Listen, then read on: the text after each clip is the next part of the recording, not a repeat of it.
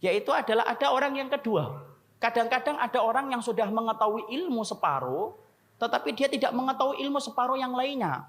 Kadang-kadang antum paham separuh tentang sunnah, tetapi antum tidak mengetahui sunnah yang lainnya.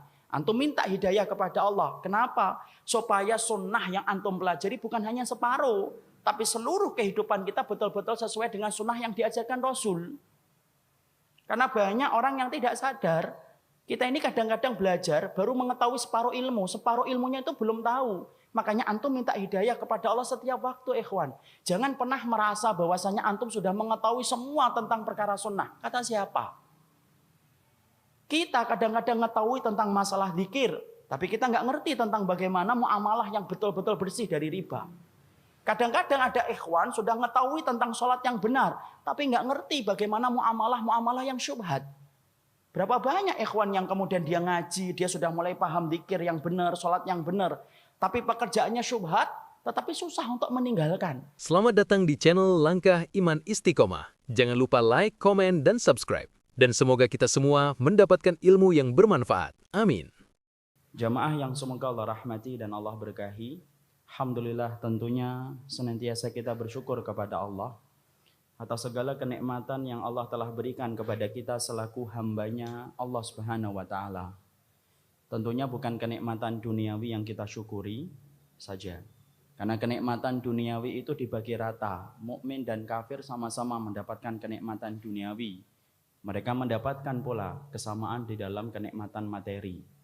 Tetapi yang kita syukuri yaitu adalah ketika kita selaku hambanya Allah diberikan kenikmatan oleh Allah, di mana kenikmatan itu Allah tidak berikan kecuali kepada orang yang beriman.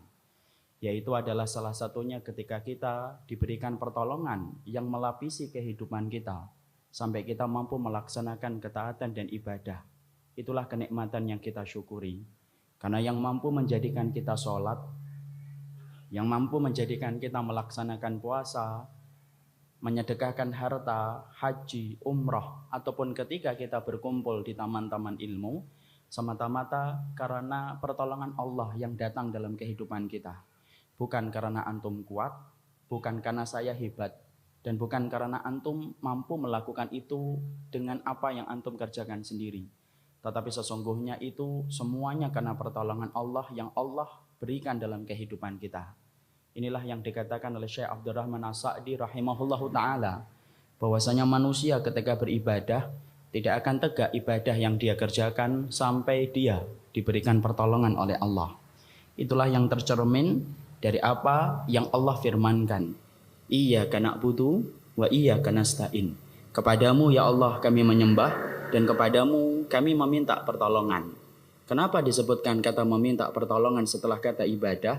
Kata beliau, karena kamu tidak akan mampu beribadah kepada Allah dengan sempurna sampai kamu diberikan pertolongan oleh Allah atas ibadah yang kamu kerjakan dan kamu lakukan.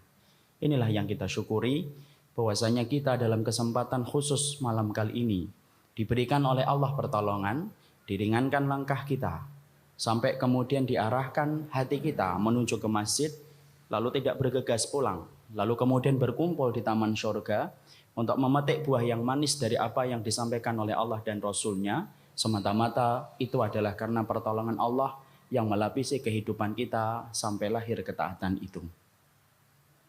Ikhwan yang semoga dirahmati oleh Allah Subhanahu wa Ta'ala. Tahukah kita bahwasanya manusia itu akan berada di dalam pusaran kebaikan selama mereka itu mencintai setiap nasihat-nasihat yang disampaikan kepada mereka.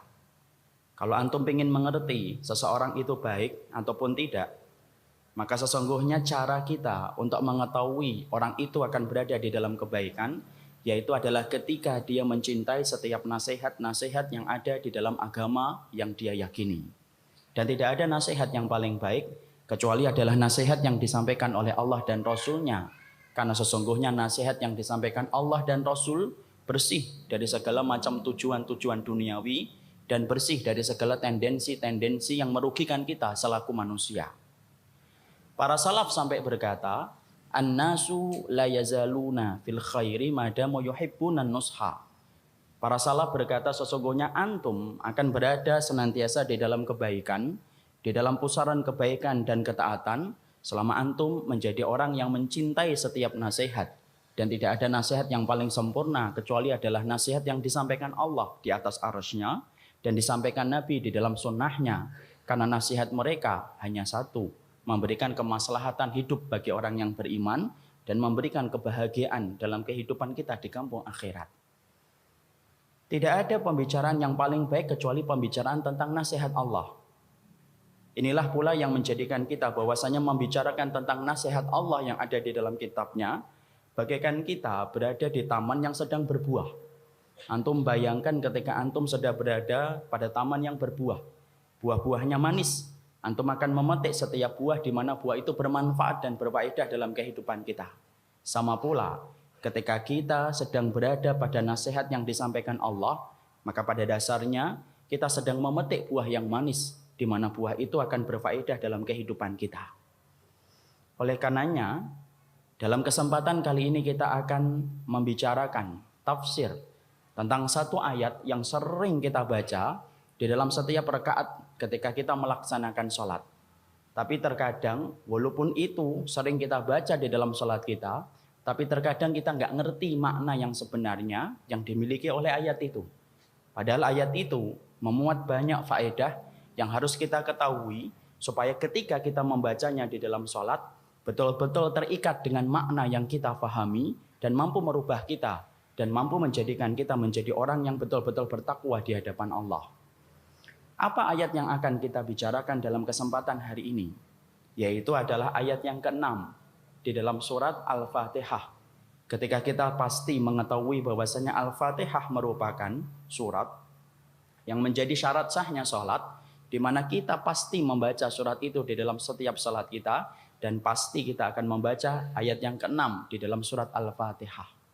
Kita tidak membicarakan tentang keutamaan surat Al-Fatihah karena itu akan menjadi pembahasan yang panjang. Tapi kita akan mengambil satu ayat di mana ayat itu memberikan faedah banyak dalam kehidupan kita selaku hambanya. Apa ayat yang ke-6 di dalam surat Al-Fatihah yang senantiasa kita ucapkan di dalam setiap salat kita? Yaitu adalah ayat ihdinas siratal mustaqim. Ya Allah, berikanlah kami petunjuk, yaitu adalah jalan yang lurus. Walaupun ayat ini adalah ayat yang pendek, ikhwan, tapi fahami bahwasanya di dalam ayat ini sebagaimana ayat-ayat sebelumnya bagaikan samudra ilmu, di mana para ulama salaf itu berlomba-lomba untuk menggoreskan ilmu dan faedah yang dimiliki oleh ayat ini. Kalau kita kemudian tidak memahami setiap samudra yang dimiliki oleh setiap ayat di dalam surat Al-Fatihah, rugi. Karena ribuan rakaat yang akan kita kerjakan tidak akan berubah dan tidak akan merubah kita menjadi lebih baik. Kalau antum senantiasa membaca Al-Fatihah, tetapi ternyata antum kosong ruhnya dari makna yang dimiliki oleh setiap ayat.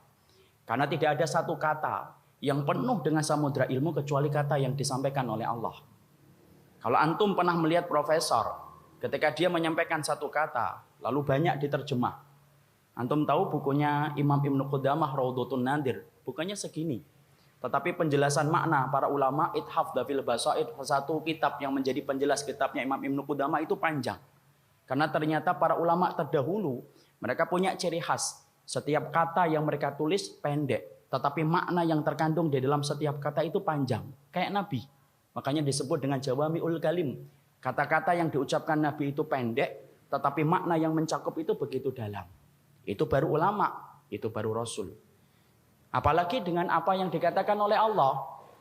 Karena sungguh wallahi, dengan keyakinan dan keimanan kita bahwasanya setiap ayat yang Allah terangkan di dalam kitabnya, ketika Allah turunkan dari arsy-Nya, maka wallahi setiap ayat berisi dengan ribuan faedah, di mana kita berkewajiban untuk mengetahui makna itu supaya betul-betul Quran bukan hanya menjadi pengiring dalam kehidupan, tetapi Quran itu menjadi pegangan dan pedoman dalam kehidupan kita. Dan inilah wajibnya bagi kita mengetahui tafsir yang benar di dalam kita membaca Al-Quran supaya betul-betul lurus pemahaman kita sebagaimana yang diinginkan dan ditetapkan oleh Allah Subhanahu wa taala. Mari kita ambil pelajaran-pelajaran yang ada di dalam ayat ini. Ayat yang ke-6 di dalam surat Al-Fatihah. Ketika Allah berfirman ihdinas siratal mustaqim, Imam Ibnu Katsir lalu menerangkan faedah yang pertama yang kita petik di dalam ayat ini adalah Allah itu nerangkan kepada kita bagaimana tata cara kita berdoa kepadanya dan memohon kepadanya dan meminta kepadanya. Antum perhatikan, ayat ihdinas siratal mustaqim bukan menerangkan tentang hukum fikih, bukan menerangkan tentang hukum ibadah, tetapi sesungguhnya ihdinas siratal mustaqim itu merupakan ayat di mana ayat itu redaksinya adalah redaksi doa dan permohonan seorang hamba kepada Rabb-nya. Tetapi kalau kita perhatikan di ayat ini, Allah menerangkan kepada kita bahwasannya tentang adab kita dan akhlak kita di dalam kita berdoa. Mana yang menunjukkan adab dan akhlak ketika kita berdoa di dalam ayat ini? Perhatikan ikhwan. Ayat ini diletakkan oleh Allah pada ayat yang ke-6. Didahului dengan ayat yang pertama, Alhamdulillahirabbil alamin. Ar-Rahmanir-Rahim. Maliki yaumiddin. Iyyaka na'budu wa iyyaka nasta'in. Ihdinas siratal mustaqim. Disinilah kita mengerti bahwasannya adab yang Allah ingin didik kita ketika kita meminta kepada Rabb yang kita sembah tentang semua hajat dan permohonan kita selaku hamba. Jangan pernah meminta kepada Allah sampai antum itu memuji Allah terlebih dahulu ketika antum memohon kepadanya. Makanya kita perhatikan, Alhamdulillahirabbil alamin, pujian kepada Allah. Ar-Rahmanir-Rahim, pujian kembali kepada Allah. Maliki yaumiddin, menetapkan ibadah hanya kepada Allah. Iyyaka na'budu wa iyyaka nasta'in, menetapkan ibadah pula kepada Allah. Maka setelah kita memuji Allah dan menetapkan ibadah, barulah Allah menerangkan ayat yang ke-6, ihdinas siratal mustaqim, kita meminta petunjuk kepada Allah. Jadi ini memberikan pelajaran kepada kita, doa itu bagian dari ibadah. Doa itu tauqifiyah, ditetapkan oleh kitabullah dan sunnah. Dan antum ketika berdoa kepada Allah, tidak boleh menurut selera antum ketika meminta kepada Allah. Tetapi ketika antum berdoa, ketahui bagaimana adab yang diajarkan kepada kita, supaya kita meminta kepada Allah dengan cara yang benar. Ingat ikhwan, ad-du'a'u huwal ibadah. Doa itu ibadah. Tahukah antum apa itu artinya doa itu ibadah? Banyak. Salah satunya berarti antum tidak boleh menyerahkan doa kecuali hanya kepada Allah. Yang dinamakan doa itu ibadah berarti setiap antum meminta kepada Allah, berapa banyak antum memohon kepada Allah, berapa banyak antum meminta kepada Allah, maka setiap lembaran doa antum ketika datang dari harta yang bersih, hati yang ikhlas dan iman yang tidak tercampur kesyirikan, maka itu akan menjadi ibadah antum kepada Allah. Tidak pernah kita dapati zat yang begitu sempurna di dalam memberikan rahmannya dalam kehidupan hamba kecuali Allah. Antum di sini akan mendapati di dalam masalah ibadah bedanya antara khalik dengan makhluk. Kalau antum meminta kepada makhluk, sebaik apapun makhluk itu di dalam kedermawanan, satu hari ketika antum meminta sama dia, mungkin dia masih senyum. 2 hari antum minta, senyumnya mulai berkurang. 3 hari antum minta lagi, sudah mulai berkurang banyak.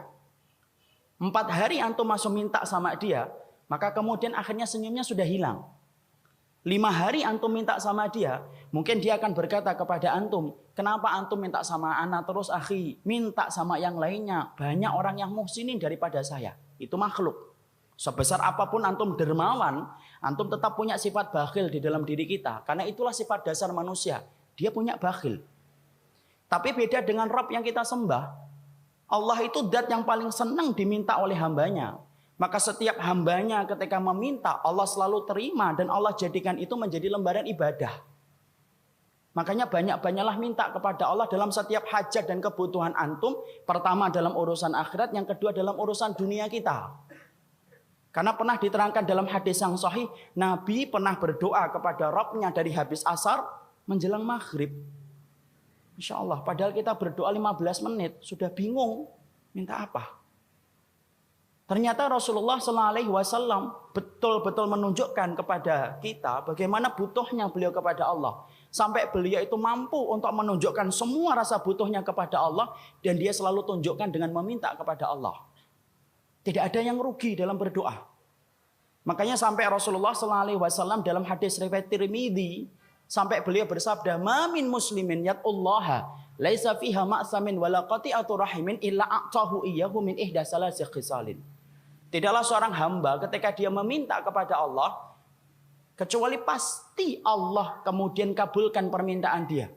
Ketika doa yang dia panjatkan, tidak ada niat untuk memutuskan silaturahmi, dan tidak ada niat untuk mendatangkan dosa, maka doanya pasti akan dikabulkan oleh Allah dengan 3 macam cara. Fahami ikhwan, supaya antum tidak suudzon sama Allah ketika berdoa kok merasa tidak dikabulkan. Maka kemudian diterangkan oleh kemudian Rasulullah, apa yang pertama? Yu'ajjallahu diwaktihi. Allah kabulkan apa yang dia minta persis sesuai dengan apa yang dia minta. Kadang-kadang kita berdoa langsung dibayar kontan oleh Allah. Antum meminta sesuatu kepada Allah langsung diganti oleh Allah segera dengan apa yang antum minta. Itu namanya kemudian yang pertama. Perhatikan para sahabat. Doa-doa mereka langsung dikabulkan. Tapi Masya Allah indahnya doa para sahabat itu banyak berkaitan tentang akhirat daripada urusan dunia. Ubay bin Ka'ab pernah meminta supaya dia mendapatkan demam setiap sore. Supaya dengan demam yang dia derita, maka akan menggugurkan dosa. Allah bayar kontan. Ubay bin Ka'ab seorang sahabat yang senantiasa setiap sore itu demam sampai di pagi harinya.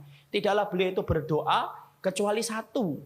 Dengan dia meminta panas itu dan demam itu supaya gugur dosanya. Kalau antum baca di dalam Tarikh Imam Ibnu Hisham, antum akan dapati sebuah kisah. Seorang sahabat yang senantiasa demam setiap sore sampai pagi, Ubay bin Ka'ab. Doa dikabulkan langsung oleh Allah.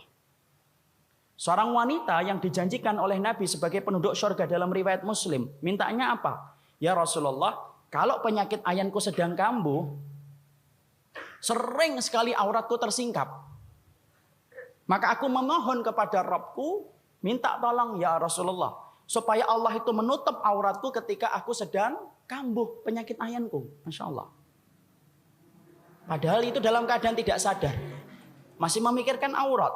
Padahal secara hukum tidak ada masalah. Orang yang tidak sadar tersingkap aurat. Wanita hari ini sadar sesadar-sadarnya membuka aurat. Ini wanita Ansar meminta kepada Rabbnya supaya kemudian beliau itu tertutup auratnya. Allah kabulkan. Allah kemudian jadikan beliau setiap kambuh penyakit ayannya, Allah tutup auratnya sampai beliau meninggal dunia. Masya Allah. Dikabulkan kembali oleh Allah kontan. Kita lihat Asim bin Sabit radhiyallahu anhu. Seorang sahabat. Antum mengerti permintaan apa yang dia minta kepada Rabbnya. Dia meminta supaya nanti kalau dia terbunuh di jalan Allah, tidak ada orang musyrik yang mampu menjamah tubuhnya. Dan tahukah antum, Asim bin Sabit merupakan seorang sahabat yang banyak diincar oleh orang-orang Quraisy musyrikun karena sesungguhnya mereka dendam kepada Asim bin Sabit karena banyak orang musyrikun yang terbunuh dengan pedangnya Asim bin Sabit. Sampai ada seorang wanita yang bersumpah, siapapun yang mampu membawa kepalanya Asim bin Sabit, maka akan dibayar dengan harga yang mahal untuk dijadikan batoknya menjadi tempat khamr untuk kemudian diminum dengan itu. Masya Allah. Asim bin Sabit akhirnya terbunuh di dalam peperangan. Ketika orang yang membunuh beliau tidak sadar itu adalah Asim bin Sabit, mereka tinggalkan. Sampai kemudian mereka mendapati berita bahwasanya itu adalah Asim bin Sabit yang kepalanya dihargai mahal. Apa yang terjadi? Asim kemudian orang-orang musyrikun balik lagi untuk menemui Asim bin Sabit. Tapi perhatikan bagaimana Allah mengabulkan doanya Asim bin Sabit. Allah bayar kontan itu. Asim bin Sabit ketika jasadnya sudah meninggal dunia, didatangi kembali oleh orang-orang musyrikun. Orang-orang musyrikun ingin menjamah tubuhnya untuk memenggal kepalanya. Dibawa kepada wanita musyrikin yang menjanjikan harga yang mahal. Apa yang Allah turunkan? Allah kirim tawon dan madu. Untuk nyerang siapapun yang mendekati jasadnya Asim bin Sabit. Setiap ada yang mendekat kepada jasadnya Asim bin Sabit diserang sama tawon. Diserang sama lebah. Mereka kembali mendekat diserang kembali oleh tawon dan madu. Mereka mendekat diserang kembali oleh tawon dan madu. Sampai mereka keletihan. Ketika mereka saling berbicara dan rembugan. Gimana ini kita menyelesaikan masalah ini? Di antara mereka berkata, biarkan dulu sampai tawonnya balik ke kandangnya. Ke tempatnya. Ketika mereka sedang menunggu, Allah turunkan air hujan. Tentaranya yang kedua setelah tawon. Allah turunkan hujan begitu derasnya. Saking begitu derasnya, maka kemudian air itu begitu banyak. Bagaikan bah. Sampai kemudian menggeret atau kemudian membuat jasadnya Asim bin Sabit itu kemudian jalan. Hanyut bersama dengan hanyutnya air. Kemudian orang-orang musyrikun ingin mengejar jasadnya Asim bin Sabit, tetapi langkah kaki mereka tidak mampu menjangkau cepatnya air ketika membawa jasadnya Asim bin Sabit. Sampai Allah tempatkan pada satu tempat yang sampai hari ini tidak ada yang tahu di mana Asim bin Sabit itu meninggal dunia dan kemudian berada. Allah bayar kontan. Ini menunjukkan kepada kita doa itu mustajab. Di mana doanya para sahabat bernilai akhirat. Jangan gampangkan dan jangan remehkan tentang doa, ikhwan. Karena ternyata banyak di antara kita yang tidak sadar. Ketika kita mentok terhadap satu masalah, sering kita kemudian merasa kita tidak punya daya dan upaya lagi untuk merubah. Padahal kamu masih punya tempat untuk berdoa dan membuka pintu langit dengan doamu. Perhatikan Umar bin Khattab. Dalam riwayat Imam Malik. Ketika kemudian Umar bin Khattab itu berdoa. Allahumma rzuqni syahadatan fi sabilika. Wa wafatan fi biladi nabiyika. Umar bin Khattab itu berdoa, ya Allah, berikanlah aku ini mati syahid di jalanmu. Tetapi mati syahidnya di kota nabimu, kota Madinah. Maka ada seorang sahabat-sahabat yaitu adalah Abdurrahman bin Auf yang meragukan doanya Umar bin Khattab radhiyallahu anhu dan berkata, wahai Amirul Mukminin, kalau kamu meminta supaya mati syahid, ya jangan di kota Madinah. Wong kota Madinah lagi aman kok. Kalau meminta mati syahid sana loh di perbatasan Syam. Sana loh di Mesir ketika sedang berkecamuk jihad antara Amr bin As dan pasukan Romawi. Tapi ternyata Umar bin Khattab yakin dengan apa yang dia minta kepada Allah. Dia tetap berdoa supaya mati syahid dan mati syahidnya itu di jalan di kota nabinya. Ternyata Allah membayar kontan apa yang diminta oleh Umar bin Khattab radhiyallahu anhu. Umar bin Khattab radhiyallahu anhu ketika peristiwa sholat subuh ditikam oleh Abu Lu'lu'ah al-Majusi. Di mana meninggalnya? Bukan di kota Syam. Bukan di Palestina, bukan di Yaman, tapi meninggalnya adalah di kota Nabi yang beliau cintai, yaitu adalah Madinah. Jadi di situ kita fahami, berdoalah antum kepada Allah dengan cara yang benar. Karena sesungguhnya doa itu merubah yang mustahil menjadi mustajab. Perbanyaklah doa dalam urusan akhirat. Karena sesungguhnya itulah yang menjadi prioritas kita di dalam berdoa. Dan Allah ngajarin, kalau berdoa kepada Allah di dalam ayat ini, maka berdoalah antum kepada Allah dengan antum memuji Allah terlebih dahulu. Makanya mari kita bahas sebentar. Bagaimana sih adab seorang mukmin itu ketika berdoa? Angkat tangan. Maka kemudian di dalam kita berdoa, tidak boleh bagi kita itu kemudian tanpa mengangkat tangan. Riwayat-riwayat yang menerangkan tentang kita berdoa kepada Allah, diterangkan secara mutawatir lafzi. Yaitu adalah diterangkan dengan riwayat yang berlimpah dan banyak. Rasulullah itu mengangkat tangan di dalam dia berdoa dan memohon kepada Allah. Mengangkat tangannya tidak boleh sejajar dengan pusar. Tidak boleh sejajar dengan perut. Tapi kemudian sejajar dengan bahu. Begini cara kita meminta. Tapi Syekh Utsaimin menerangkan ada 4 tata cara kita mengangkat tangan dalam berdoa. Yang pertama, tidak boleh mengangkat tangan. Kapan kita berdoa tidak boleh mengangkat tangan? Antum ketika sujud jangan ngangkat tangan, batal. 2, tasyahud, tidak boleh ngangkat tangan. Antum berdoa ketika sujud apakah menjadi mustajab Ustaz? Mustajab. Aqrabu ma yakunul abdu bi rabbih inda sujudi fa aksiru fihi du'a fa qaminun ayyustajaba lakum, rawahu Muslim. Sesungguhnya kedudukan yang paling dekat antara Allah dengan hambanya itu terjadi ketika sujud. Maka kemudian perbanyaklah kamu ketika kamu sujud untuk berdoa. Karena setiap doa yang dipanjatkan ketika sujud, maka hampir-hampir tidak pernah ditolak oleh Allah. Tapi di situ tidak boleh ngangkat tangan. Tasyahud ketika habis tasyahud akhir. Ketika antum membaca innaka hamidum majid, jangan buru-buru salam. Kecuali ketika antum menjadi imam. Maka kemudian diruksa, maka kemudian disunahkan untuk memperingan apabila kita menjadi imam. Tapi ketika kita tidak menjadi imam, disitulah kedudukan kita untuk kemudian memperlama ketika kita tasyahud, membaca banyak doa. Ketika Syekh Utsaimin menerangkan, sesungguhnya yang diterangkan di dalam hadis, habis sholat itu bukan habis salam. Tetapi itu terjadi adalah ketika sebelum antum salam. Banyak doa di situ. Dan tidak perlu antum mengangkat tangan. Yang kedua, mengangkat tangan. Kapan kita mengangkat tangan? Di waktu-waktu yang mustajab. Ketika antum kemudian melewati antara adzan dan iqamah. Melewati sepertiga malam yang terakhir. Ketika antum safar. Ketika hari Jumat 1 jam sebelum tenggelamnya matahari. Minta sama Allah ketika doa antum berkaitan tentang masalah permintaan kepada Allah. Angkat tangan antum dan antum mengangkat tangannya sejajar dengan bahu. Sebagaimana riwayat dari Ibnu Abbas radhiyallahu anhu. Jadi mengangkat tangan. Bagaimana kalau doanya bukan doa masalah Ustaz? Kalau doanya bukan doa permintaan. Contoh, doa kita ketika masuk keluar masjid. Doa ketika antara kita setelah melaksanakan wudu. Doa ketika akan masuk kamar mandi dan keluar mandi. Maka kemudian tidak disunahkan untuk mengangkat tangan. Doa ketika akan mencampuri istri. Tidak usah mengangkat tangan. langsung kita membaca doanya. Tapi ketika itu berkaitan tentang doaul masalah, permohonan antum kepada Allah, di waktu-waktu yang mustajab, angkat tangan. Mohon kepada Allah, meminta kepada Allah dengan mengangkat tangan. Dan ini menunjukkan apa, ikhwan? Menunjukkan bahwasanya Allah itu di atas arsy-Nya. Bukan di mana-mana. Yang di mana-mana ilmunya, tetapi Allah zatnya di mana? Di arsy-Nya. Coba kalau Allah ada di mana-mana. Antum bingung naruh tangan antum. Gini, cari di mana. Tapi karena kita begini, disitulah kita mengetahui Allah itu di arsy. Makanya kita meminta kepada Allah. Yang ada di mana-mana bukan zatnya, sebagaimana kata orang-orang sufi yang gula. Tetapi yang justru kemudian ada di atas arsy adalah zatnya Allah. Yang di mana-mana itu adalah ilmunya, bukan zatnya Allah. Yang ketiga, yaitu adalah mengangkat tangan tinggi-tinggi. Kapan kita mengangkat tangan tinggi-tinggi? Ketika betul-betul dalam keadaan darurat. Tiba-tiba kemudian akan diserang orang kafir. Waliyadzubillah nas'alullah.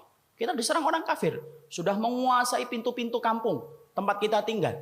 Angkat tangan tinggi-tinggi. Ibtihal. Sebagaimana Rasulullah ketika beliau itu melaksanakan sholat istisqa.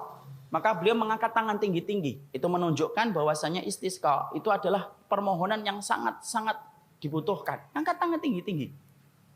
Maka itu kemudian mengangkat tangan tinggi-tinggi dilakukan ketika betul-betul terdesak. Betul-betul kita membutuhkan itu. Maka kita ngangkat tangan tinggi-tinggi. Kalau ada ikhwan Ustadz, sudah ditolak 15 akhwat. Mengangkat tangan tinggi-tinggi atau enggak? Enggak. Tetap dia mengangkat tangannya adalah sebahu. Yang keempat, yaitu adalah kapan kita kemudian mengangkat tangan dengan telunjuk. Yaitu adalah ketika antum menjadi khatib ketika khutbah Jum'ah. Maka antum kemudian begini, tidak begini. Tetapi begini ketika kita menjadi khatib, ketika kita berkhutbah. Dan itulah cara kemudian di dalam kita mengangkat tangan. Berdoa kepada Allah. Maka kemudian menurut ayat ini adalah bagaimana ketika antum berdoa kepada Allah. Sebutkan Asmaul Husna. Puji Allah. Sebutkan salawat. Kemudian beristighfarlah antum kepada Allah. Baru setelah itu antum memohon apa yang antum butuhkan.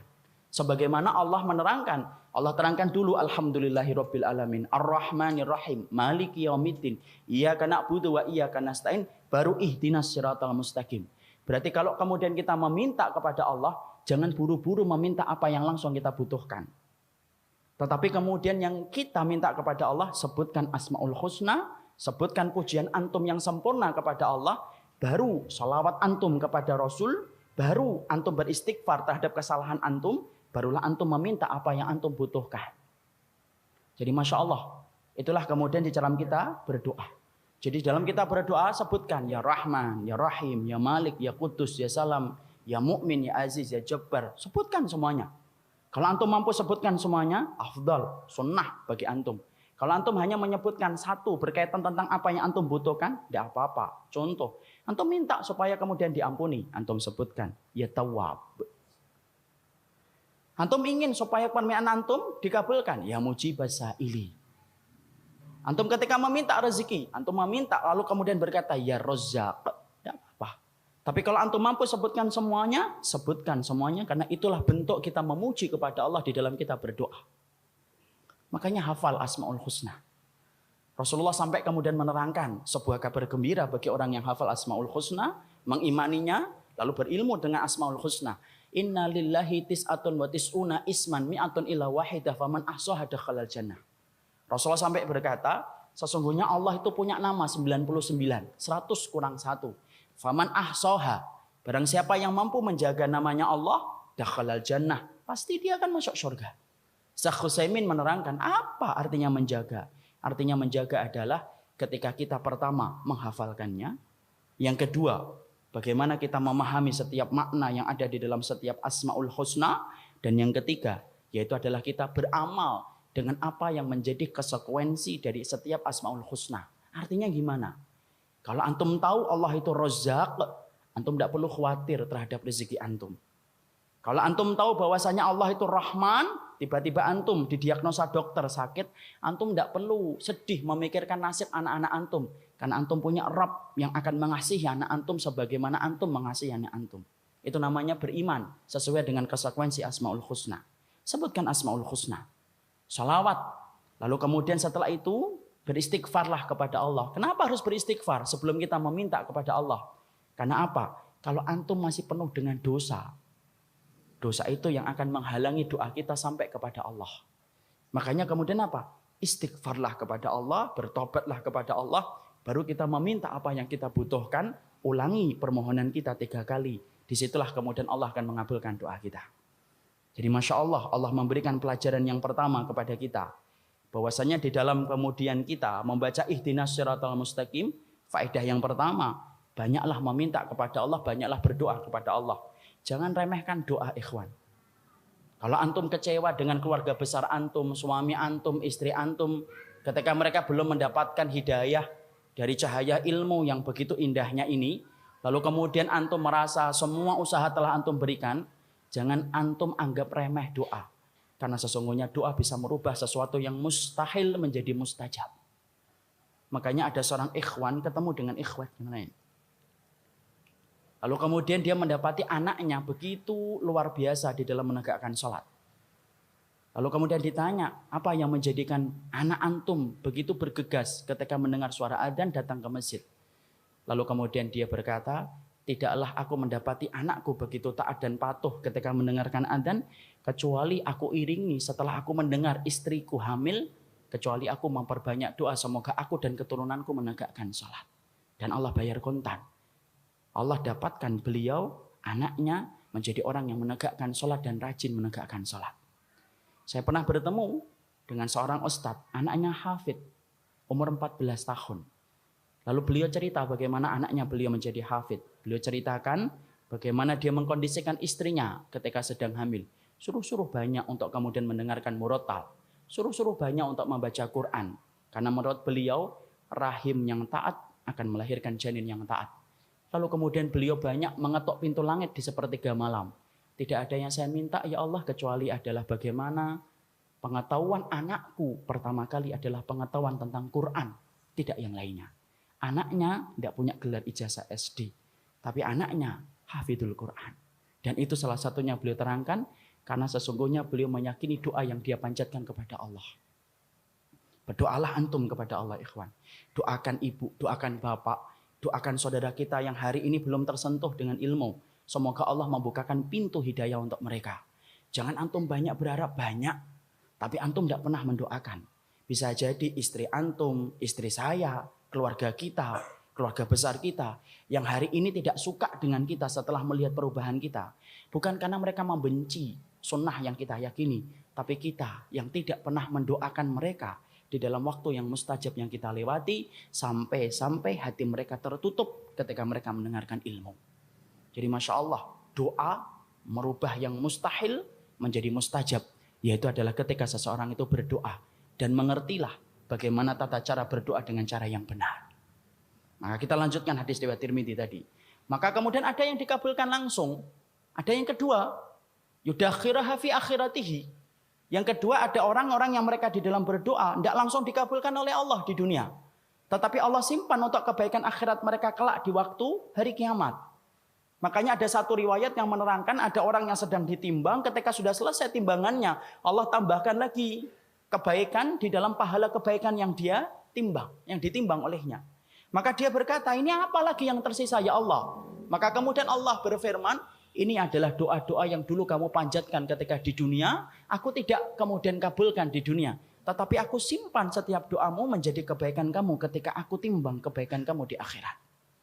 Jadi Masya Allah kadang-kadang kita minta sama Allah, memohon kepada Rabb. Kadang-kadang kita meminta kok belum dikabulkan. Bukan nggak dikabulkan ikhwan. Allah ngabulkan, tapi bukan untuk di dunia. Tetapi terkadang Allah mengabulkannya itu di akhirat. Tidak semua permintaan orang yang solih dan orang yang solihah itu harus dikabulkan di dunia. Kalau semuanya dikabulkan di dunia ikhwan, justru malah kita khawatir karena tidak ada lagi yang tersisa untuk akhirat kita.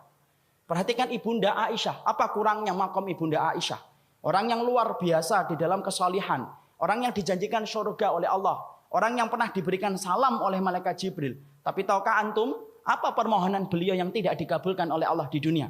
Permohonan beliau supaya mendapatkan keturunan dari Rasulullah SAW. Allah tidak memberikan itu sampai beliau meninggal dunia. Antum harus ngerti. Supaya kita tidak seudon cepat-cepat sama Allah. kadang-kadang berdoa sekali, 2 kali, 3 kali, kita merasa nggak dikabulkan oleh Allah, kemudian suudzon kepada Allah. Karena banyak orang yang akhirnya suudzon kepada takdir Allah, karena merasa doanya itu tidak dikabulkan. Padahal Allah pasti ngabulkan doa ketika caramu benar, sesuai dengan apa yang Allah perintahkan. Kalau tidak yang kedua, yang ketiga. Yang ketiga itu apa? Yang ketiga imma ayasrifa su'anhu mislaha. Allah akan hindarkan antum dari musibah besar. Antum memohon supaya diberikan rumah tanpa bersentuhan dengan riba. Tapi Masya Allah, takdir Allah berjalan sama antum sampai 20 tahun antum tetap ngontrak. Bukan berarti Allah nggak mengabulkan. Bukan berarti Allah kemudian menyimpan antum di akhirat pahala itu. Enggak. Terkadang dengan doa yang antum panjatkan, harusnya antum mendapatkan musibah besar. Tapi ketika antum memohon supaya punya rumah, tanpa bersentuhan dengan riba rumah yang antum miliki, maka Allah akan hindarkan antum dari musibah itu disebabkan doa antum. Berapa banyak dari kita minta motor, tidak dikasih motor sama Allah. Langsung. Lama baru mendapatkan motor. Kenapa? Karena Allah kemudian menghindarkan dia dari musibah yang lebih besar. Allah tidak mengabulkan langsung. Karena mengabulkan langsung, dia akan mendapatkan musibah. Kadang-kadang kita meminta supaya kita diberikan mobil. Supaya ketika kajian tidak kehujanan. Ketika kita panas, tidak kemudian merasa kena terik panas yang begitu menyengat. Allah tidak kabulkan. Antum masih naik motor kemana-mana. Dulunya putih, sekarang hitam. Karena ikut kajiannya di mana-mana di waktu siang. Bukan Allah tidak ngabulkan, ikhwan. Mungkin Allah ngerti. Allah pasti tahu. Bukan afan mungkin. Pasti Allah tahu. Bahwasanya ketika antum tidak diberikan itu saat ini, Allah tahu ada musibah besar kalau diberikan sekarang. Makanya Allah hindarkan antum dari permohonan antum. Tetapi kemudian antum dihindarkan dari musibah yang lebih besar. Sampai para sahabat ketika mengetahui betapa besarnya doa itu, bagaimana dikabulkan oleh Allah, sampai mereka berkata kepada Rasulullah, nuksir ya Rasulullah. Kalau kami ngerti betapa dahsyatnya setiap kami berdoa semacam ini ya Rasulullah, kami akan perbanyak bagaimana kami meminta kepada Allah. Lalu kemudian Rasulullah menjawab, Allahu aksar, Allah lebih banyak daripada apa yang kalian minta. Jadi Masya Allah, banyaklah berdoa kepada Allah, meminta kepada Allah, titipkan permohonan antum di pintu-pintu langit. Semoga ada di antara permohonan akhirat kita yang diterima oleh Allah, dan itu menjadi kebaikan untuk akhirat kita. Itu yang pertama. Yang kedua, apa yang kemudian kita ambil pelajaran? Imam Ibnu Qayyim lalu menerangkan yang kedua. Ya. Bahwasanya faedah yang kita petik di dalam ihdinas siratal mustaqim, setelah masalah tentang masalah doa yang diajarkan oleh Allah di dalam ayat ini, sebagaimana penjelasan Imam Ibnu Katsir, Imam Ibnu Qayyim lalu menerangkan bahwasanya manusia itu butuh hidayah dalam setiap waktunya. Dalam setiap kondisinya, tidak ada manusia yang tidak butuh hidayah. Karena hidayah itu bagaikan air. Setiap orang itu membutuhkan hidayah sebagaimana kita membutuhkan air setiap waktunya. Antum kaya, antum miskin, antum dalam keadaan tampan biasa. Semuanya orang itu butuh hidayah. Makanya kemudian Allah menerangkan doa yang pertama kali ada di dalam Quran, itu bukan doa meminta ampunan. Jadi kalau kita jeli melihat ayat ini, antum akan mendapati bahwasanya doa yang pertama kali termaktub di dalam Al-Quran itu adalah doa meminta hidayah. Ada enggak sebelum ayat ini doa? Sebelum ayat ini? Tidak ada. Bismillahirrahmanirrahim. Bukan doa. Tentang asma dan sifatnya Allah. Alhamdulillahirabbil alamin. Pujian kepada Allah. Ar-Rahmanirrahim. Sifatnya Allah. Iyyaka na'budu wa iyyaka nasta'in. Isbat tentang masalah ibadah hanya untuk Allah. Kemudian iyyaka na'budu wa iyyaka nasta'in, ihdinas siratal mustaqim, baru ihdinas siratal mustaqim. Di situ menerangkan bahwasanya doa yang pertama kali termaktub di dalam Al-Qur'an itu adalah doa ketika kita meminta hidayah. Masya Allah. Disinilah kemudian Imam Ibnu Qayyim menerangkan setiap orang butuh hidayah. Sampai-sampai ayat ini dibaca oleh setiap orang. Tidak ada orang kecuali mereka pasti akan membaca ayat ini di dalam salat mereka. Imam Ibnu Qayyim lalu menerangkan setidaknya ada 5 keadaan yang menjadikan orang itu setiap waktunya membutuhkan hidayah.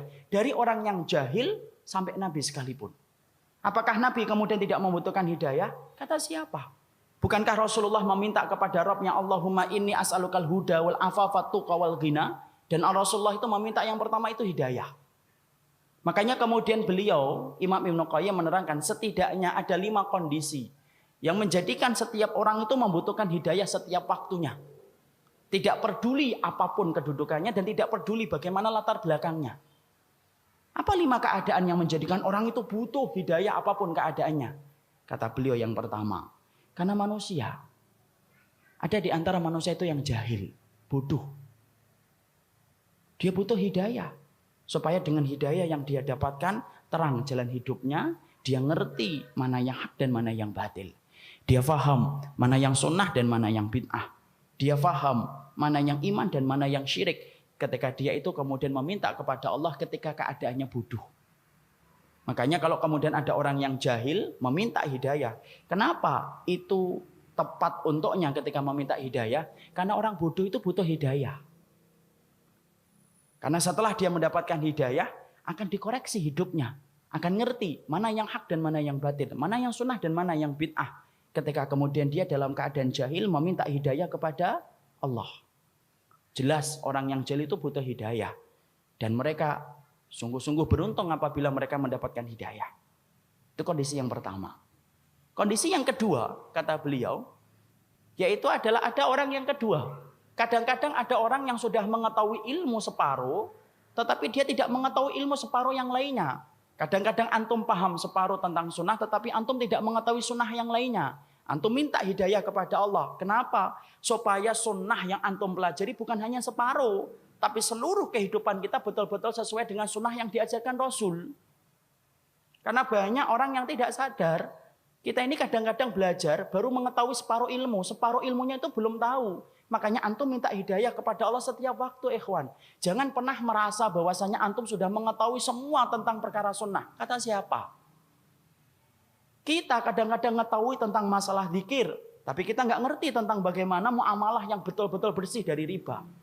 Kadang-kadang ada ikhwan sudah mengetahui tentang sholat yang benar, tapi nggak ngerti bagaimana muamalah yang syubhat.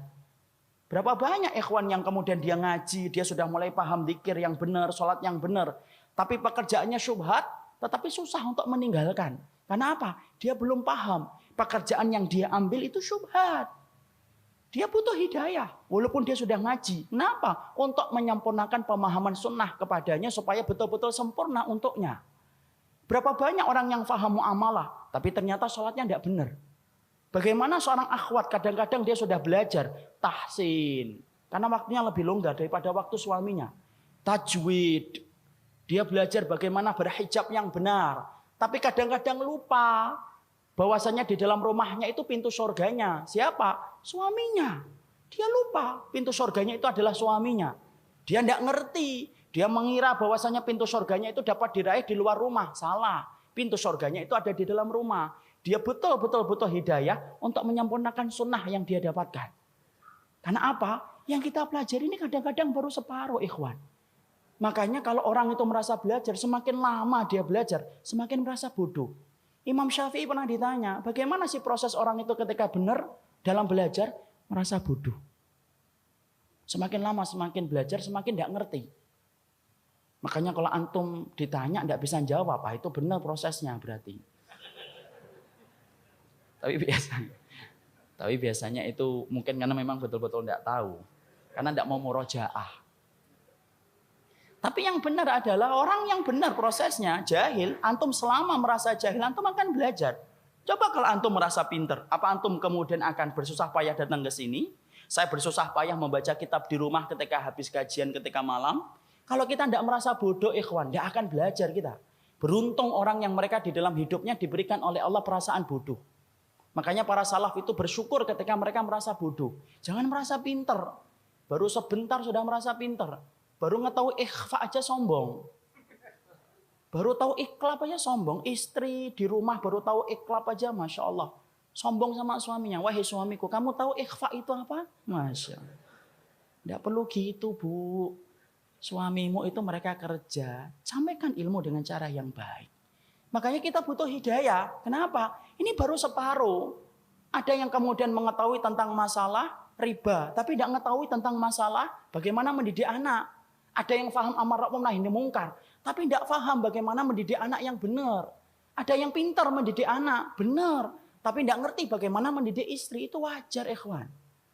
Makanya ketika antum memohon kepada Allah, kenapa sih kita butuh hidayah padahal kita sudah masuk Islam, padahal kita sudah ngaji, jadwal kajian kita penuh, di mana-mana kajian kita selalu kita datangi, bahkan sebelum ustadznya datang kita sudah datang sebelum ustadznya datang. Tapi kenapa kita minta hidayah? Karena bisa jadi sunnah yang kamu pelajari baru separuh, separuhnya belum kamu ketahui. Antum kadang-kadang sudah tahu tentang keutamaan iktikaf, tapi antum belum tahu kan? Apa perkara yang lebih utama daripada iktikaf? Yaitu membantu saudara antum 1 hari. Itu jauh lebih baik daripada iktikafnya antum selama 1 bulan. Kadang-kadang kita nggak ngerti.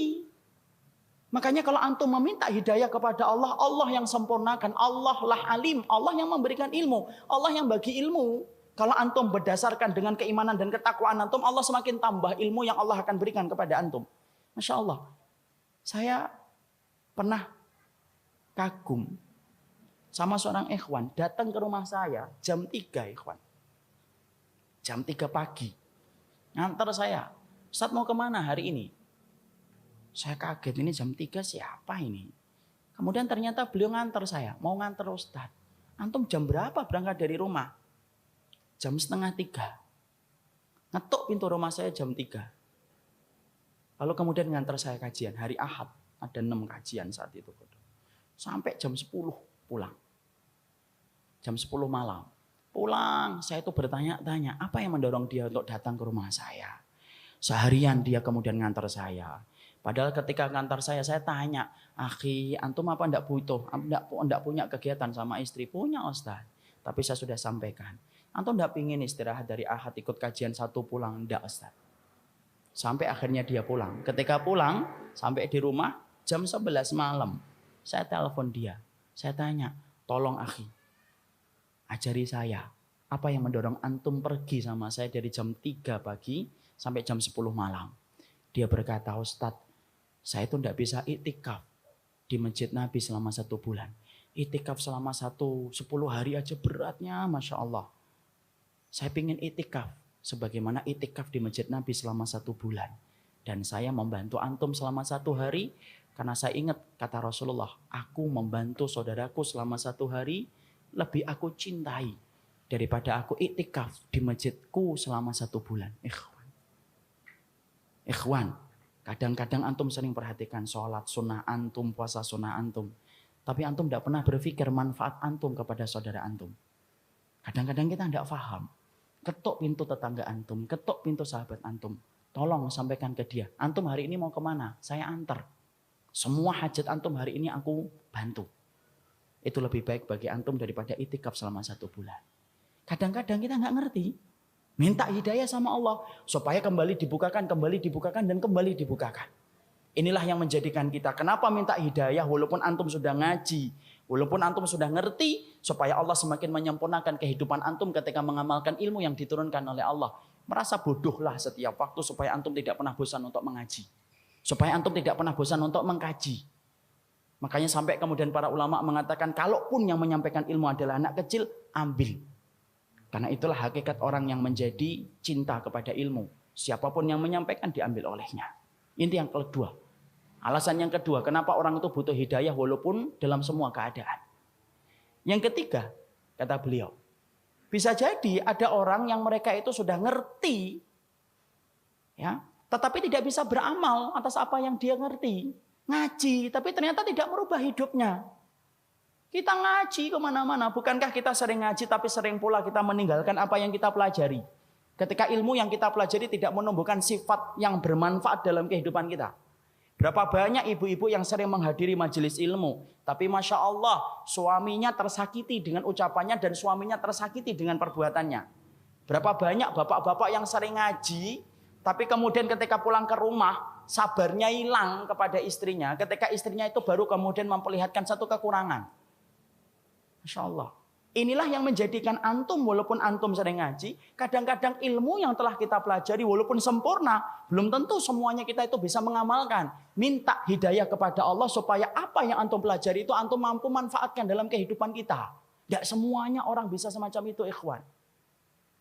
Antum pernah mendengar kisah nyata yang ditulis oleh seorang ibu ketika dia menuliskan tentang bagaimana haramnya tentang masalah riba. Dia cerita, kami dulunya adalah keluarga yang baik. Mengisi kegiatan kami setiap waktunya dengan mencari ilmu.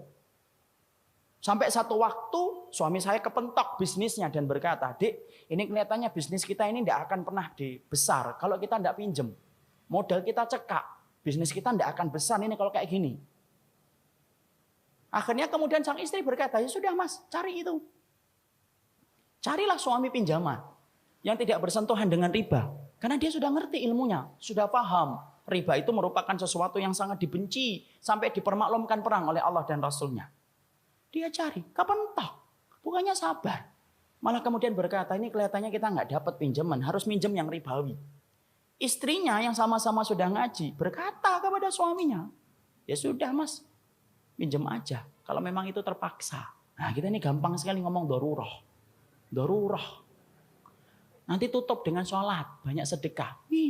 Riba mah nggak bisa ditutup dengan sholat dan tidak sedekah. Emang antum kira dengan kemudian riba setelah itu sedekah, kemudian sedekah antum diterima? Tidak diterima sedekah orang yang dari riba.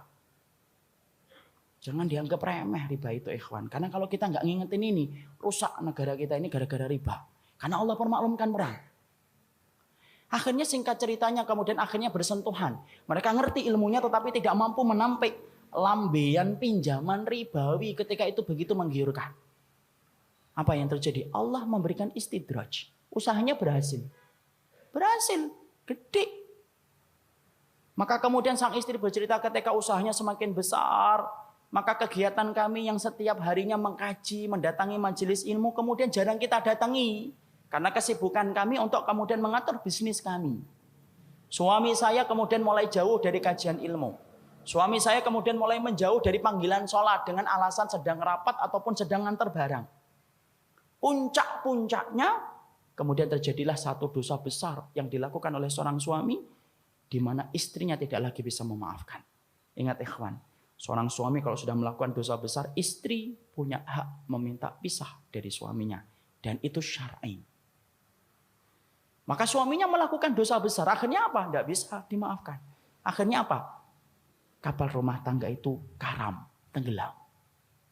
Tenggelam. Yang menarik adalah ketika sang ibu menuliskan kisah nyata itu saya baca. Beliau mengatakan, saya tidak menyalahkan suami saya tidak menyalahkan bisnisnya.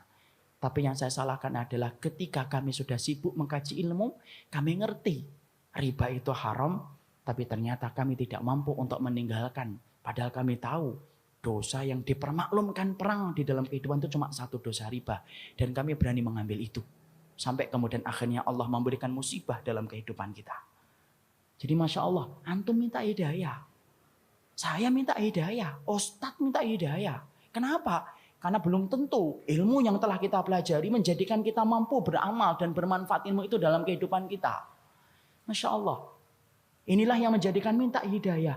Supaya ada perubahan dalam diri kita. Saya wanti-wanti kepada para imahat yang ada di atas. Kalau kemudian sudah ngaji ilmu, maka jadikanlah bahwasanya sang suami itu merasakan manfaatnya pertama kali.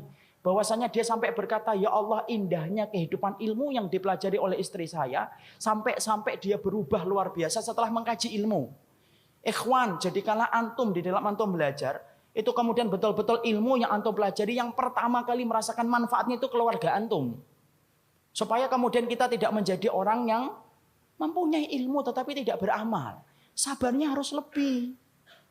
Kalau kita sudah menghadapi istri, sama. Istri menghadapi suami juga harus sabar. Karena menghadapi suami istri itu memang, Masya Allah, butuh sabar yang lebih. Kalau bukan karena mengharapkan pahala dari Allah, susah kita akan bertahan. Antara kita dengan perempuan aja dia beda antara laki-laki dan perempuan. Perempuan banyak bicara, laki-laki sedikit bicara. Antum yang paling baru ngomong 100 kata, perempuan sudah dia 1000 kata. Itu yang paling pendiam. Belum lagi yang kemudian yang lebih dari itu. Istri juga sabar menghadapi suami. Karena suami itu sedikit-sedikit bicaranya. Kadang-kadang mereka nulis panjang. "Wahai suamiku yang aku harapkan menjadi imamku nanti di surga di mana?" Dijawab singkat, KTR, kantor, selesai. Karena memang begitu. Makanya kalau kemudian kita mencari ilmu itu menumbuhkan kesabaran untuk menjadi lebih baik. Dan ingat ikhwan, antum juga harus paham nih bapak-bapak ini. Istri itu sifatnya apa? Kata Imam Ibnu Katsir, istri itu sifatnya dua, wanita itu sifatnya dua. Pertama, sur'atu inqilabiha, yang kedua wa ghalabatu masyairiha. Yang namanya perempuan itu apa? Cepat berubah-ubah. Pagi ngomong cinta sama antum sebagai suaminya. Nanti malam antum lupa beli martabak yang dia pesen. Hilang itu rasa cintanya. Yang ketawa, sering lupa bawa martabak. Itu masalahnya. Kata Imam Ibnu Katsir, bukan saya loh ya. Wa ghalabatu masyairiha, dominan perasaannya. Antum berubah dikit, macam-macam dia pikirnya. Ini jangan-jangan sudah nikah lagi nih. Padahal antum cuma lupa mengatakan I love you di pagi hari sebagaimana kebiasaan antum. Karena apa? Antum bergesa-gesa. Itulah perempuan. Perasaannya kayak gitu. Maka kemudian harus sabar. As-sabru li ahlina sabron. Sabar kepada keluarga itu 2 kali sabar, ikhwan. Kenapa? Antum yang ngasih uang, tapi disitulah terkadang kita itu mendapatkan perintah kita nggak ditaati. Makanya Masya Allah, ilmu harusnya menjadikan kita lebih sabar. Sudah, harapkan pahala. Ingat ikhwan, yang datang dalam kehidupan kita itu 2. Ada yang jadi barokah dan ada yang menjadi ujian. Kalau ada yang datang menjadi barokah bagi antum, taat, baik, syukur.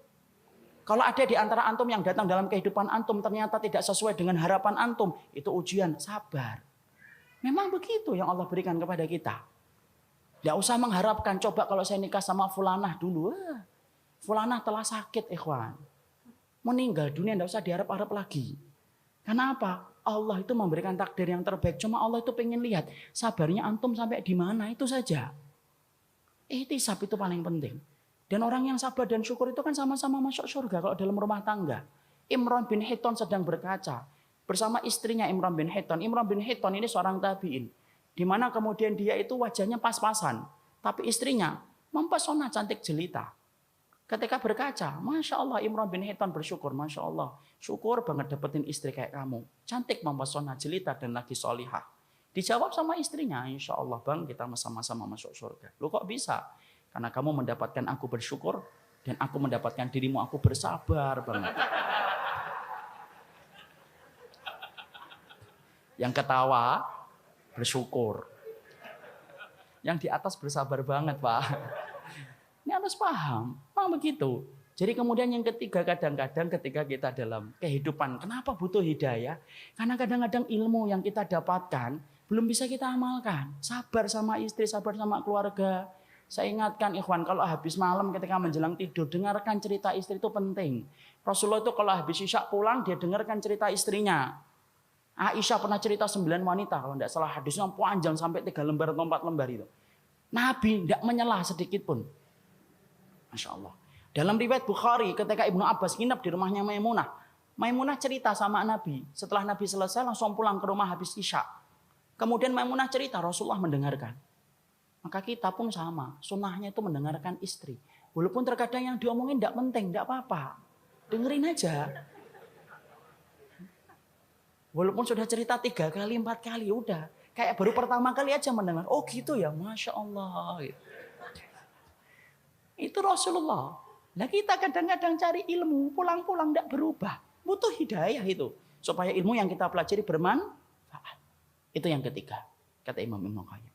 Yang keempat, kata beliau, kenapa manusia itu butuh hidayah? Apapun keadaannya. Yang keempat, kadang-kadang dia itu meyakini sesuatu padahal itu salah. Tapi yakin benar apa yang dilakukan itu benar. Orang semacam ini butuh hidayah. Kenapa? Supaya keyakinan dia yang batil dirubah. Dan memperbaiki keyakinan itu susah, ikhwan. Antum kalau sudah mendapati orang yang terkena syubhat, susah. Menyadarkannya itu lebih gampang kita memasukkan orang ke dalam Islam daripada menyadarkan orang yang kena syubhat di dalam keyakinan. Banyak orang yang semacam ini. Kenapa dia butuh hidayah? Kenapa dia butuh hidayah? Dia butuh hidayah supaya keyakinan batil yang dia dapatkan itu bisa berubah. Ada loh orang yang kemudian, contohnya, saya pernah berdialog dengan orang yang meminta-minta kepada kuburan. Semoga yang ada, mohon maaf saya cerita ini karena menyampaikan apa yang saya yakini. Orang yang datang ke kuburan, saya sampaikan. Kenapa kalau meminta harus datang ke kuburan? Enggak minta sama Allah. Wa idza sa'alaka ibadi anni fa inni qaribun ujibu da'watad da'i idza da'ani falyastajibu li wal yu'minu bi la'allahum yarsyudun. Jelas. Allah itu dekat, minta sama Allah langsung, pasti dikabulkan oleh Allah. Beriman dan penuhi panggilan-panggilan Allah. Tapi dia berkata, enggak, kami tetap datang ke kuburan. Loh kenapa? Tahu antum ikhwan? dia ternyata bukan tidak punya dalil ikhwan. Dalil yang dipakai oleh beliau itu apa? Dalil yang dipakai oleh mereka sama dengan tulisan-tulisan yang biasanya ada di kuburan. Surat Ali Imran 169. Wala tahsabanna alladziina qutilu fi sabilillahi amwat bal ahya'un inda rabbihim yurzaqun. Jangan kamu mengira orang yang mati di jalan Allah itu mati. Tetapi pada hakikatnya mereka hidup di sisi Rabb-nya, dikasih rezeki oleh Allah. Tuh, pertama dia ngomong sama saya, antum baca baik-baik ayat ini. Bukan antum, kue baca baik-baik ayat ini. Karena orang Jawa. Ya. Di sini kita akan ngambil pemahaman satu, mereka hidup walaupun kamu pandang dia mati. Itu karena kamu tidak baca Quran. Coba, saya dibilang tidak baca Quran, ya saya dengerin. Yang kedua, Allah menerangkan yurzakun, dikasih rezeki sama Allah. Itu sering saya dapati di komplek rumah saya dulu ketika masih di Kudus, karena memang banyak yang meminta ke kuburan. Saya menerangkan asbabun nuzul tentang ayat itu tidak diterima. Antum tahu asbabun nuzul ayat itu? Asbabun nuzul diterangkan dalam riwayat Abu Dawud. Itu cerita tentang ayahnya Jabir bin Abdullah. Siapa? Abdullah bin Haram radhiyallahu anhu. Abdullah bin Haram itu cintanya sama mati syahid luar biasa. Antum tahu dalam perang Uhud kupingnya nggak ketahuan di mana. Saking cintanya ke beliau kepada mati syahid. Ketika Jabir nangis, Allahumma firlahu. Ketika kemudian Jabir bin Abdullah itu nangis ketika mendapati ayahnya itu meninggal dunia, maka Rasulullah berkata, sini, itu loh Rasulullah.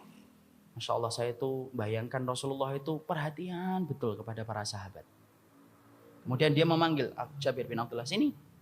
Lalu kemudian Rasulullah berkata kepada Jabir, ala ukhbiruka ma qalallahu li abika. Hei Jabir, kamu ngerti enggak apa yang sedang dibicarakan oleh Allah kepada ayahmu? Kemudian Jabir mengatakan, tidak tahu ya Rasulullah dan Rasul yang tahu. Kemudian Rasulullah berkata, maka lamallahu ahadan illa mi wara'i hijabin wa kallama abaka kifahan. Hei Jabir, ngerti ya? Allah itu tidak pernah bicara dengan makhluk kecuali di belakang hijab. Tapi ketika Allah bicara dengan ayahmu Abdullah bin Haram, karena cintanya kepada mati syahid, Allah bicaranya kifahan, wajhan biwajhin, face to face, langsung dengan langsung. Untuk bisa bayangkan Rabb yang kita sembah sampai membuka hijab kepada Abdullah bin Haram. Antum bisa bayangkan kedudukan Abdullah bin Haram itu di hadapan Allah kayak apa. Allah kemudian berkata kepada Abdullah bin Haram, "Tamanna alayya utika." Minta apa? Aku kasih. Maka kemudian Abdullah bin Haram berkata kepada Rabb-nya, "Antuhyani fa'uqtalu fika zaniyatan." Ya Allah, kasih saya hidup lagi ya Allah. Supaya saya hidup kembali lagi dan saya berjuang lagi dan mati syahid kembali. Lalu Allah mengatakan, "Innahu sabaqa minni innahu la yurja'un." Tidak bisa. Ketetapan hidup dan mati sudah diputuskan. Minta. Minta lagi. Maka kemudian Abdullah bin Haram berkata, "Fa'akhbirni man wara'i." Maka sampaikanlah kenikmatan yang kau berikan kepada diriku ya Allah, kepada anak dan keturunanku dan orang-orang setelahku. Allah kabulkan kontan permintaan Abdullah bin Haram. Allah turunkan surat Ali Imran 169. Itu dalilnya. Tidak menerangkan satu pun untuk meminta kepada kubur. Tidak menerangkan kuburan orang yang ada di antara orang-orang yang solih akan ngasih rezeki sama antum. Saya kasihan betul kalau orang yang solih masih dimintain ketika meninggal dunia. Terus istirahatnya mereka kapan? Ya, padahal itu bukan berkaitan tentang itu. Tapi Masya Allah, ketika disampaikan kayak gini, apakah mudah untuk terima? Tidak. Susah ikhwan. Tetap dia ngeyel, tetap saya ditunjuk-tunjuk. Tetap kemudian saya diomongin macam-macam. Tidak apa-apa, saya menyampaikan dengan cara yang baik. Ana tidak kasar. Ana menyampaikan cara yang baik. Ana bawa tafsir. Bahkan saya mengatakan saat itu kalau antum mau saya bawakan tafsir Jalalain pun ada riwayat itu. Tapi tetap tidak mau. Disinilah kita paham, Masya Allah. Ternyata orang kenapa butuh hidayah? Karena banyak di antara kehidupan kita Ternyata kita itu meyakini sesuatu, kita yakin bahwasanya itu benar, tetapi belum tentu itu benar. Makanya sampai Nabi saja berdoa apa? Allahumma arinal haqqal haqqa warzuqna tiba'ah wa arinal batila batila warzuqna istinabah. Sampai Nabi yang sudah turun kepadanya wahyu, itu Rasul. Turun kepadanya wahyu, malaikat Jibril menjaganya. Perhatikan salah satu doa, karena doa itu cerminan jiwa. Rasulullah berkata apa? Ya Allah, tunjukilah yang benar itu benar adanya. Dan berikanlah kami kekuatan untuk mengikutinya. Dan tunjukkanlah yang batil itu batil adanya. Supaya kami punya kekuatan untuk menjauhinya. Apalagi ini zaman fitnah, ikhwan. Kita tidak pernah ngerti loh. Mana yang terkadang kemudian kita yakini bisa jadi itu salah. Dan apa yang kita sering pandang salah tapi bisa jadi itu benar. Namanya zaman fitnah, gelap. Antum kalau bisa bayangkan gelap. Antum berada di rumah jam 9 malam. Tiba-tiba PLN mati. Antum mau ke kamar mandi. Susah payah antum grekel-grekel itu. Padahal ketika hidup lampunya, antum ke kamar mandi tidak sampai setengah menit. Coba kalau PLN mati. Antum meraba-raba baru sampai ke kamar mandi. Nabi mengibaratkan zaman yang hari ini kita tinggal, 2016, itu bukan zaman 2016, tapi ini zaman fitnah. Makanya kita minta terus kepada hidayah. Kita khawatir, jangan-jangan apa yang kita yakini belum tentu itu benar. Sampai betul-betul Allah menunjukkan kepada kita jalan yang hak.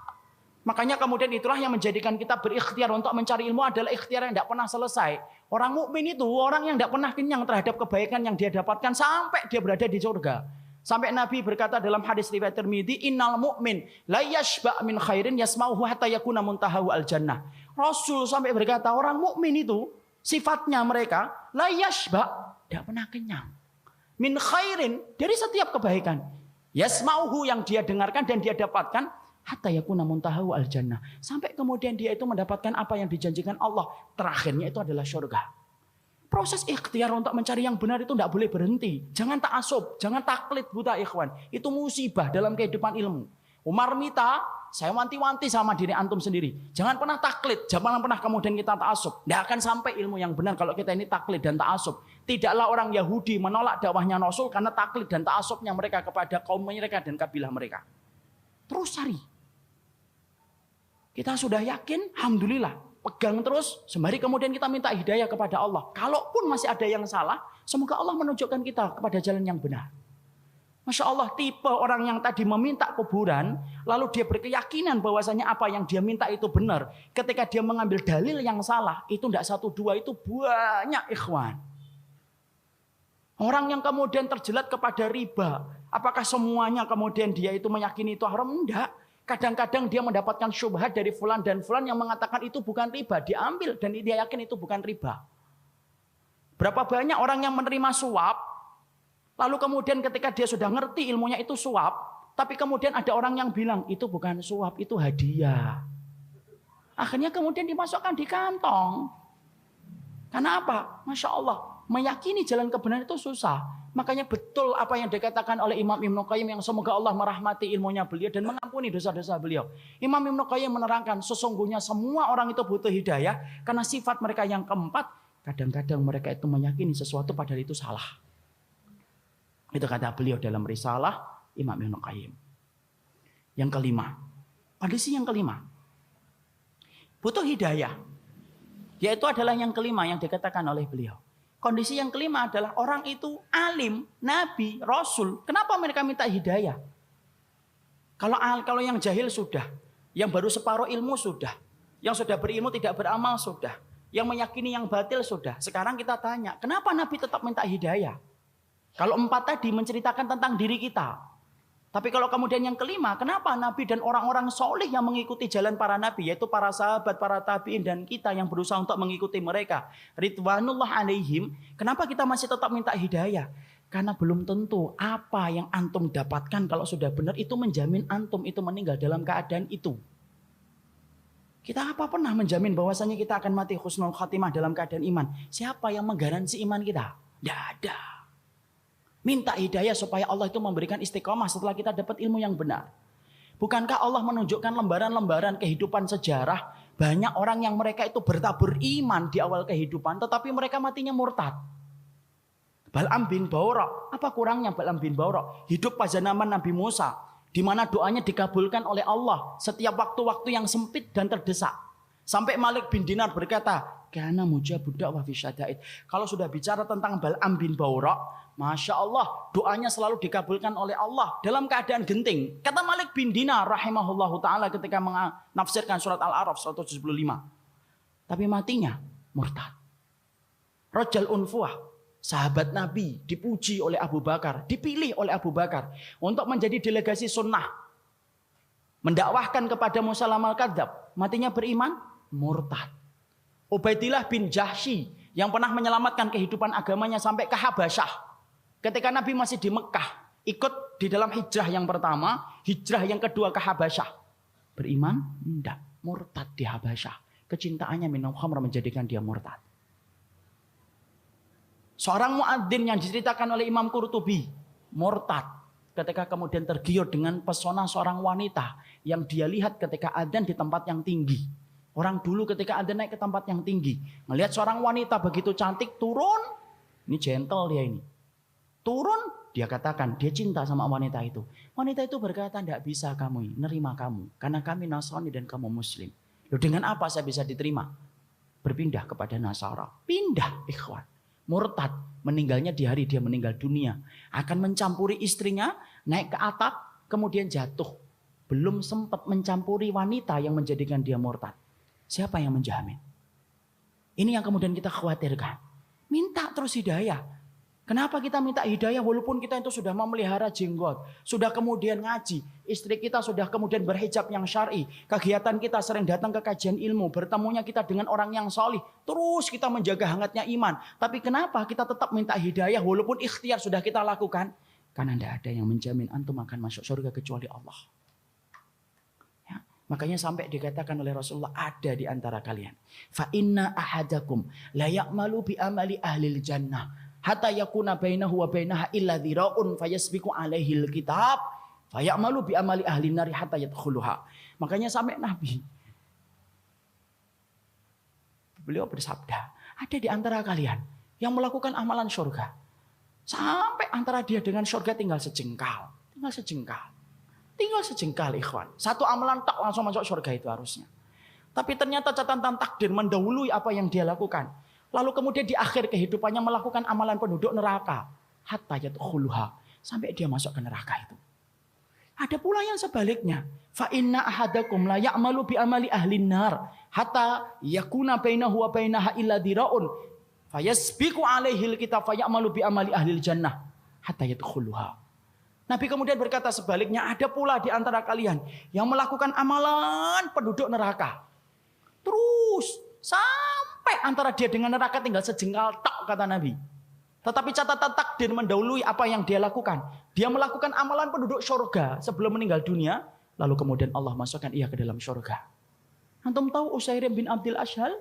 Usairim bin Abdil Ashhal, seseorang sahabat yang dikatakan oleh Nabi sebagai penduduk surga. Tapi keningnya tidak pernah dipakai untuk bersujud kepada Rabbnya. Karena apa? Masuk Islamnya belum ada 24 jam. Ketika dia masuk Islam mengucapkan syahadat, dia bertanya, sholat? Belum waktunya sholat. Apa yang saya lakukan? Ayo berjuang bersama Rasulullah. Berjuang bersama Rasulullah SAW dan para sahabat. Ketika kemudian dalam peperangan tersebut Allah takdirkan dia meninggal dunia.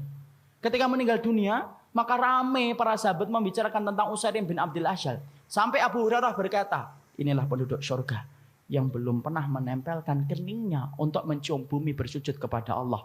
Itulah Usairim bin Abdil Ashhal. Siapa yang jamin ikhwan? Jangan sombong kalau kita hari ini sudah ngikut-ngitibak. Jangan sombong ketika kita hari ini sudah ngaji. Belum tentu itu akan menjadi jaminan bahwasanya itu menjadi keimanan kita ketika meninggal dunia. Jangan magrur. Apa itu magrur? Tertipu dengan amalan kita. Merasa bahwasanya amalan kita itu akan pasti menjadikan kita masuk surga. Siapa yang jamin? Minta hidayah kepada Allah. Supaya kemudian kita diberikan oleh Allah. Kalau antum betul-betul orang yang solih. Supaya hidayah yang antum minta menjadikan antum diberikan istiqomah. Sampai antum meninggal dunia. Itu yang kita minta kepada Allah. Inilah pentingnya hidayah. Makanya di dalam kehidupan kita sampai Allah terangkan doa yang pertama. Bukan doa meminta ampunan. Doa yang pertama bukan meminta surga. Doa yang pertama di dalam Al-Quran bukan meminta perlindungan dari neraka. Tapi doa yang pertama ikhwan, antum sebagai hambanya Allah diajarin oleh Allah. Kita diajarin oleh Allah, minta hidayah. Karena kalau antum sudah dapat hidayah, antum diampuni oleh Allah. Kalau antum sudah dapat hidayah, antum dimasukkan surga oleh Allah. Kalau antum minta hidayah, antum akan dijaga dari api neraka. Dan itu didahului dengan hidayah. Itulah yang kedua. Pentingnya hidayah dalam kehidupan kita. Yang ketiga, para ulama lalu kemudian menerangkan. Pelajaran yang ketiga adalah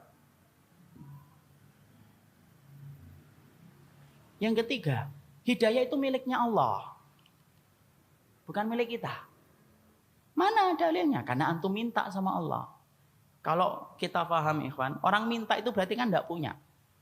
Minta dong handphonenya, karena antum tidak punya handphone. Tapi kalau antum sudah punya handphone masih minta handphone, nah itu ada masalah itu berarti.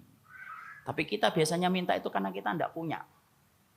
Minta dong baju, karena kita tidak punya baju. Minta dong motor, karena motor kita mungkin tabrakan tidak bisa dipakai lagi.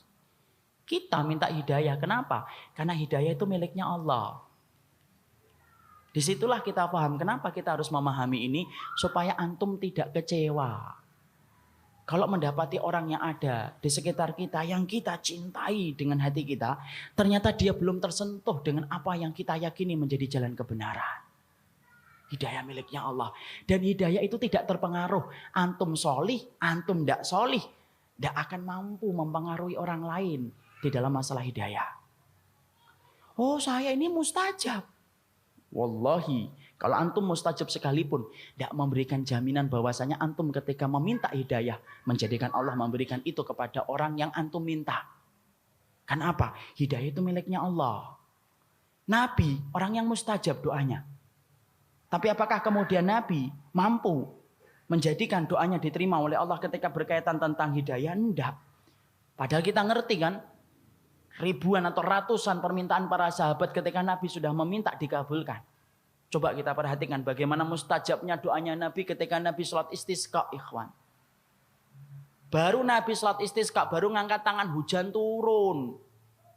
Padahal belum selesai sholat istisqa-nya saat itu dikerjakan oleh Rasul. Baru mengangkat tangan, Allah langsung kabulkan. Sampai berhari-hari, sampai para sahabat minta lagi, ya Rasulullah, minta lagi sama Allah supaya menahan air hujannya. Rasul, mustajab, sepakat kita. Tapi apakah Rasul mampu menjamin hidayah untuk orang yang paling beliau cintai di antara ahlul baitnya, yaitu adalah pamannya? Tidak. Nabi tidak mampu memberikan hidayah itu kepada pamannya. Fir'aun, Nuh. Apakah kemudian mustajab? Mustajab, ikhwan. Kalau antum ingin tahu bagaimana doanya Nabi Nuh yang mustajab, perhatikan ketika Nabi Nuh itu selama 950 tahun beliau dakwah, lalu kemudian akhirnya dia merasa kalah, kemudian dia diterangkan oleh Allah, fada'a rabbahu anni maghlubun fantasir. Fafatahna alaihim abwabas sama'i bima'im munhamir. Nabi Nuh kemudian diceritakan oleh Allah, ketika Nabi Nuh itu merasa kalah, dia berkata, fada'a rabbahu, dia berdoa kepada Rabbnya, anni maghlubun, saya kalah. Fantasir, tolong saya wahai Allah. Allah tidak perlu lama. Allah kemudian menggunakan bentuk fa. Apa itu fa? Menunjukkan cepatnya langsung Allah mengabulkan. Kami bukakan pintu-pintu langit dan pintu-pintu bumi. Kemudian kami keluarkan setiap air dengan air yang kemudian menerjang setiap apa yang ada di hadapannya. Langsung Allah bayar kontan. Apa yang diminta oleh Nabi Nuh. Tapi lihat Nabi Nuh. Permintaan tentang istrinya dan anaknya tidak dikabulkan oleh Allah. Innahu laisa min amali salih. Dia bukan orang yang saleh, Nuh. Sampai kemudian Nabi Nuh pun kemudian tidak mampu menjadikan istrinya dan anaknya beriman. Ini harus paham, ikhwan. Supaya ketika antum berdakwah, bukan antum yang memiliki hak prerogatif untuk menetapkan siapa yang dapat hidayah dan tidak. Allah yang menentukan. Kenapa kita harus paham ini? Supaya antum tidak kecewa ketika antum telah berikhtiar untuk menunjukkan orang yang antum cintai kepada jalan Allah. Karena bukan antum yang menentukan, Allah yang menentukan hasil akhirnya. Jangan cepat-cepat antum kemudian memvonis orang lain. Masya Allah, suaminya solih, istrinya berantakan. Kita sering menyalahkan suaminya ketika solih, ketika istrinya berantakan. Hei, antum gak ngerti ikhwan. Bisa jadi suaminya itu nangis-nangis di dalam sujud. Minta sama Allah supaya istrinya itu benar. Tapi apalah daya, wong hidayah miliknya Allah. Kita sering nyalahkan, anaknya ustadz kok nakal. Karena kita sering gitu. Tanpa kita sadari kemudian kita komentar, keluarganya ustadz, ini ustadz besar ini. Anaknya kayak gini. Kita sering menyalahkan keluarganya Ustadz, bahwasanya semua keluarganya Ustadz itu semuanya harus solih. Ikhwan, jangan nyalahkan Ustadznya. Mungkin Ustadznya sudah mandi darah untuk meminta kepada Allah supaya anaknya benar dan ngikutin jejak dia. Tapi apalah daya, hati itu yang menguasai Allah, bukan kita. Hatinya antum aja yang menguasai siapa? Allah, ikhwan. Kita aja tidak mampu menguasai hati. Antum apa menguasai hati? Enggak, ikhwan. Antum enggak menguasai hati. Sampai antum ketawa dan nangis saja antum enggak pernah ngerti kok kapan antum bisa ketawa dan nangis. Saking kita tuh enggak menguasai hati. Pernah enggak ada yang ngomong, insya Allah nanti jam 10 tepat saya akan nangis Ustaz? Enggak ada. Kita tiba-tiba nangis sendiri. Enggak ada yang ngomong, insya Allah nanti pada subuh saya akan tertawa, terbahak-bahak. Kata siapa? Kita habis subuh malah kita enggak tertawa, enggak nangis, diem aja. Karena kita tidak menguasai hati kita. Loh, sampai hati antum aja tidak menguasai, apalagi hati orang lain. Makanya sampai Nabi berkata dalam salah satu doanya, Inna quluba bani adama baina isba'aini min asabi'ir rahman yusarrifu haitsu yasha. Sesungguhnya hati setiap anak manusia itu berada di antara jari jemarinya Allah. Allah yang memutarbalikkan hati, bukan kita, ikhwan. Kalau kita berdakwah, kadang-kadang banyak yang ikut, alhamdulillah. Tetapi Allah tidak kemudian menggandakan pahala antum hanya karena banyak yang ikut antum. Tapi kadang-kadang ketika kita berdakwah hanya mendapatkan 1 dan 2 orang, tidak apa-apa, itu nggak akan mengurangi pahala kita. Sudah berdakwah tinggal 2, yang 1 ngantuk, yang 1 ke kamar mandi. Nggak ada sisanya.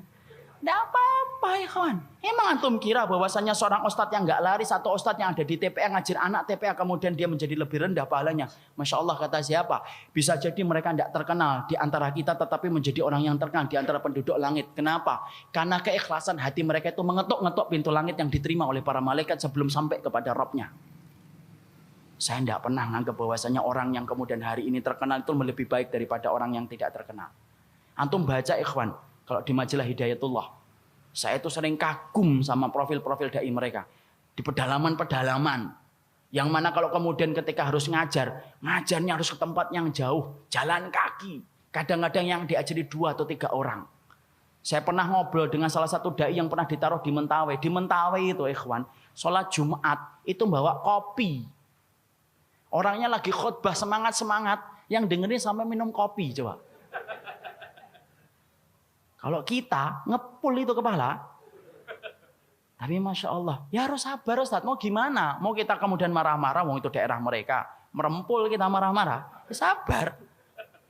Jadi kalau kemudian lagi sholat, kadang-kadang lagi ini, maunya nantilah, sholat asarnya jam 4, ya jam 4. Maunya nanti jam 5, ya jam 5. Sesuai dengan kemampuan mereka. Tapi Masya Allah, disitulah kita paham. Allah tidak pernah nilai antum. Berapa banyak orang yang antum telah kemudian berikan ilmu.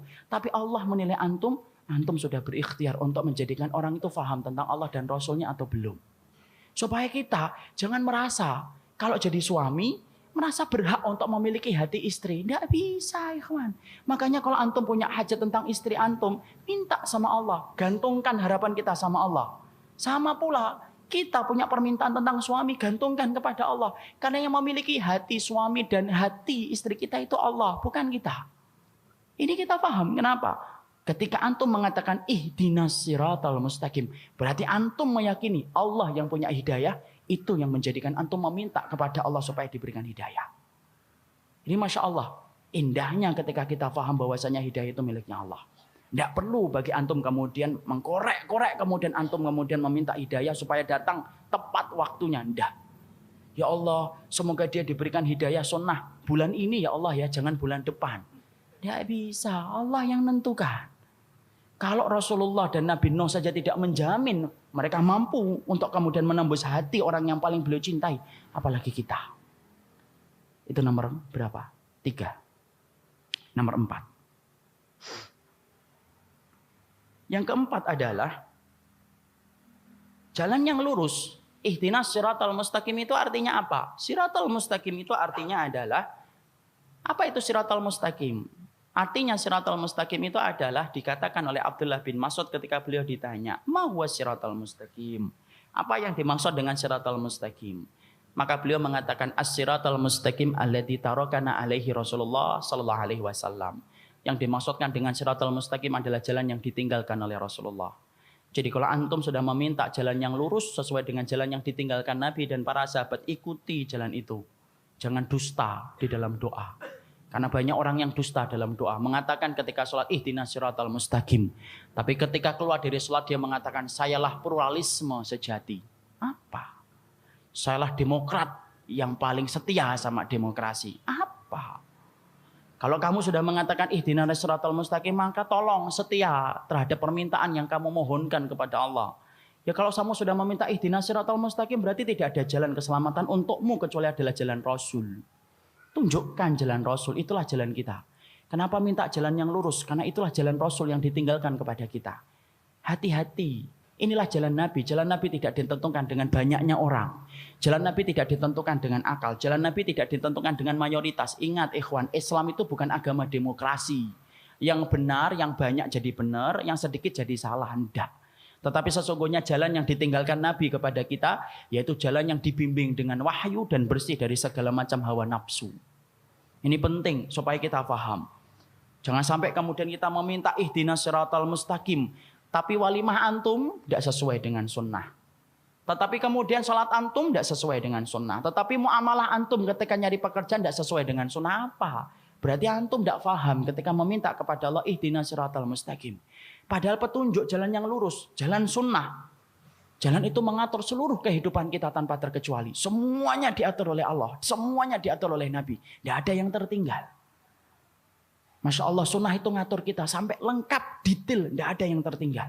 Sampai urusan antum kencing diatur dengan sunnah. Sampai urusan antum ketika antum kemudian potong kuku, diatur dengan sunnah. Kapan makruhnya antum potong kuku? Bagaimana cara antum memotong kuku, kanan dulu atau kiri dulu? Bagaimana kemudian ketika kita akan memotong kuku, telunjuk dulu atau kemudian ibu jari kita dulu? Semuanya diatur oleh sunnah. Itulah jalan keselamatan bagi kita.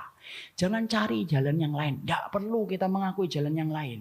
Nabi sampai mengatakan taraktukum ala majalil baydha lailuha kanahariha la yazigu anha ba'di ila halikun.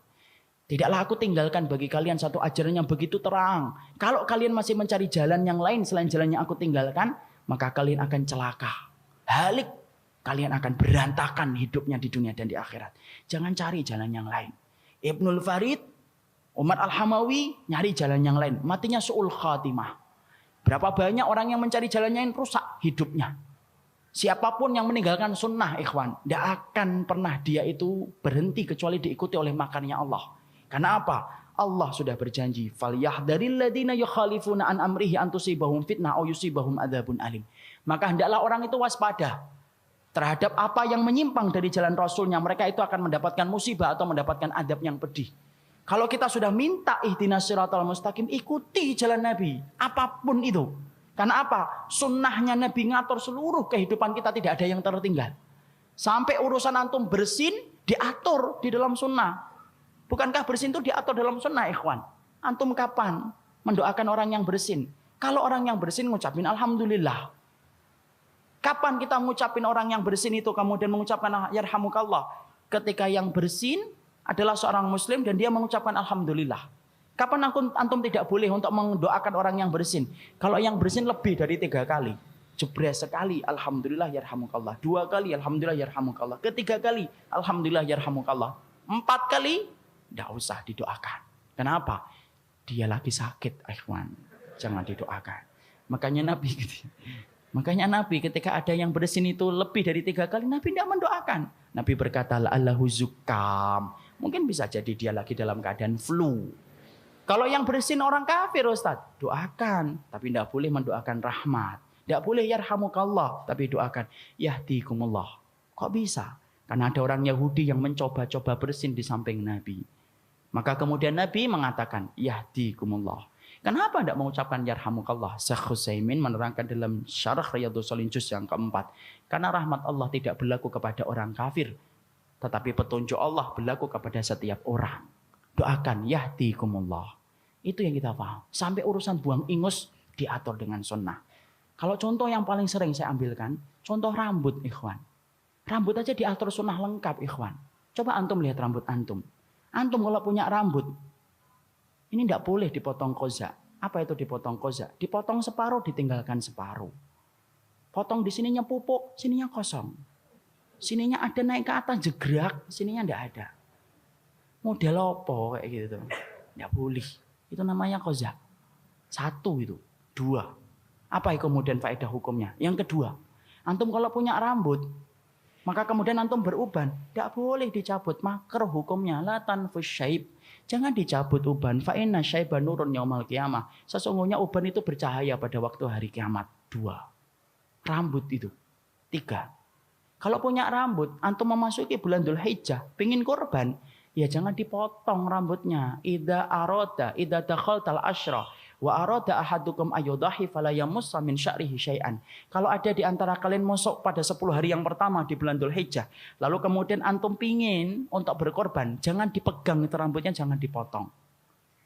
3. Keempat, punya anak, potong rambutnya. Timbang, tukar dengan emas dan perak, sedekahkan di jalan Allah. 4. 5. Kalau punya rambut, kemudian antum beruban, maka disunahkan bagi antum untuk nyemir.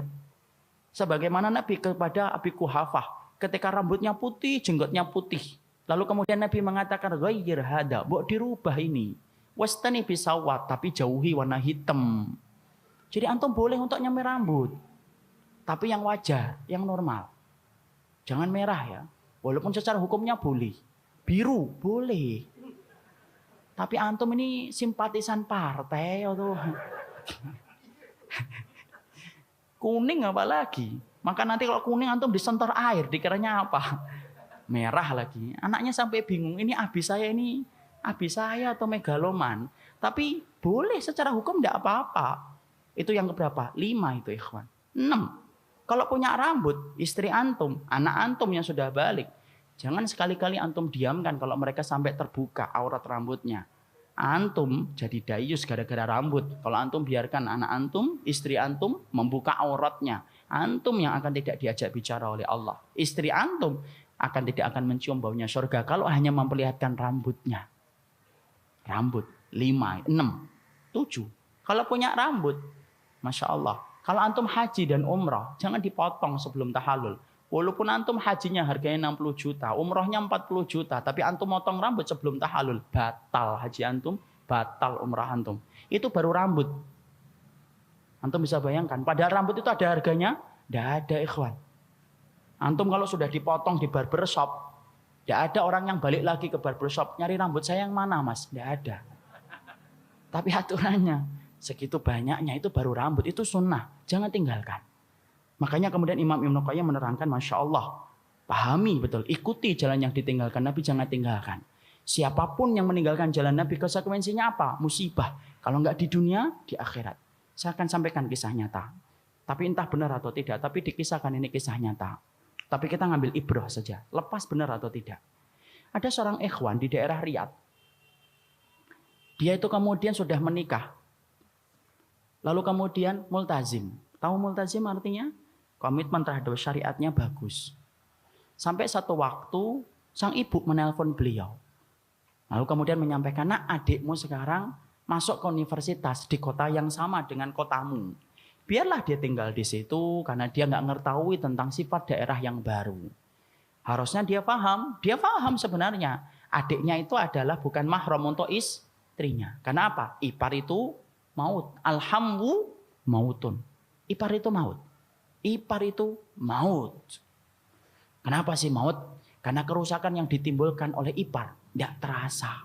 Halus, lembut daripada kerusakan yang ditimbulkan oleh tetangga ataupun teman SMP dan teman SMA. Makanya Nabi sampai mengatakan alhamdu iparmu mautmu. Makanya perhatikan tentang itu. Maka dia akhirnya naruh. Bukannya dia menyampaikan kepada ibunya dengan cara yang baik. Mungkin ibunya nggak ngerti. Saya khusnudon nggak tahu. Harusnya bu, maaf bu, ini nggak boleh. Karena ada istri saya. Biar saya sewakan rumah, biar saya kemudian carikan kontrakan atau sebagainya. Akhirnya apa? Dia terima. Dia menggampangkan. Padahal kita harus tahu ikhwan, tidak ada satu penyimpangan sunnah kecuali antum dan saya akan dibayang-bayangi makar Allah untuk tertimpa musibah atas peninggalan sunnah itu. Dia tinggal bersama istrinya, tinggal bersama adiknya, dibangunkan hijab, kain yang pendek, untuk kemudian membangun sater. Tapi kan tidak bisa, tiap hari 24 jam dia berada di rumah.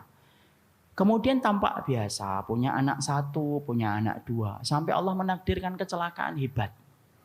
Menimpa kepada sang laki-laki itu.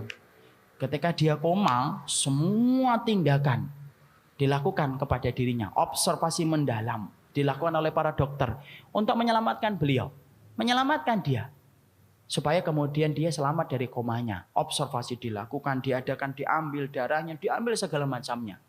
Sampai-sampai seakan-akan semua riwayat penyakit yang dimiliki oleh dia itu diketahui oleh dokter. Semuanya lengkap, detail. Karena observasinya mendalam. Untuk menyelamatkan beliau. Sampai akhirnya, karena ikhwan ini kaya. Sampai kemudian akhirnya, kemudian dengan takdir Allah, berangsur membaik. Pulih, sehat.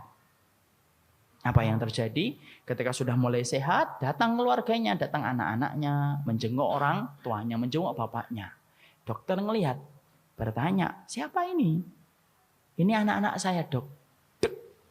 Dokternya kaget. Setelah pulang, lalu kemudian dokter menata kata untuk menyampaikan sesuatu kepada sang pasien. Pak, yang saya tahu, saya cuma mau ngomong. Dari semua observasi yang kita lakukan ketika Bapak dalam keadaan koma, ada catatan riwayat bahwasanya sperma Bapak kosong. Tidak bisa punya anak. Itu diambil karena observasinya mendalam. Semuanya. Maka ketika saya mendapati Bapak punya anak 2, pikiran saya cuma 1.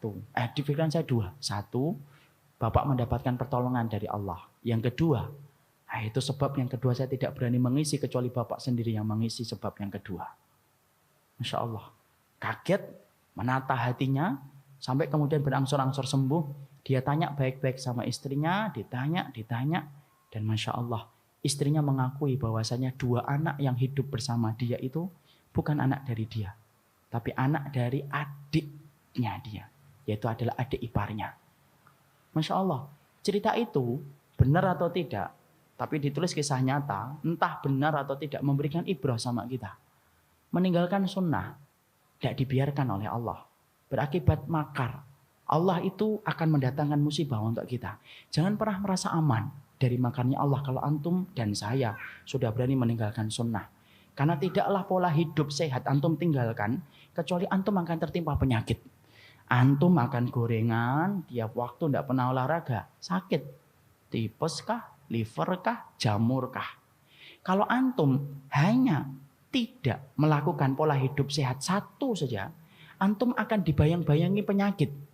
Antum bisa bayangkan, antum tinggalkan pola hidup sehat menurut sunnah, lalu antum merasa aman dari makarnya Allah, salah. Disitulah kita paham, Masya Allah, inilah jalan yang lurus, jangan ditinggalkan. Karena setiap kita meninggalkan, cepat-cepat taubat, istighfar sama Allah ketika kita tidak mampu. Karena apa? Setiap waktunya kita akan dibayang-bayangi oleh makar dari Allah Subhanahu wa taala. Inilah yang merupakan penjelasan dari penjelasan yang disampaikan oleh para ulama tentang jalan yang lurus, supaya kemudian kita memahami dengan cara yang lurus. Ternyata ihdinas siratal mustaqim memberikan banyak pelajaran kepada kita. 1, menerangkan tentang adab. 2, menerangkan tentang pentingnya hidayah. 3, menerangkan kepada kita maknanya siratal mustaqim adalah jalan yang lurus. 4, menerangkan kepada kita kewajiban kita untuk mengikuti jalan yang ditinggalkan Nabi. Dan jangan coba-coba untuk gampang-gampang meninggalkan apa yang telah ditinggalkan oleh Rasulullah Sallallahu Alaihi Wasallam.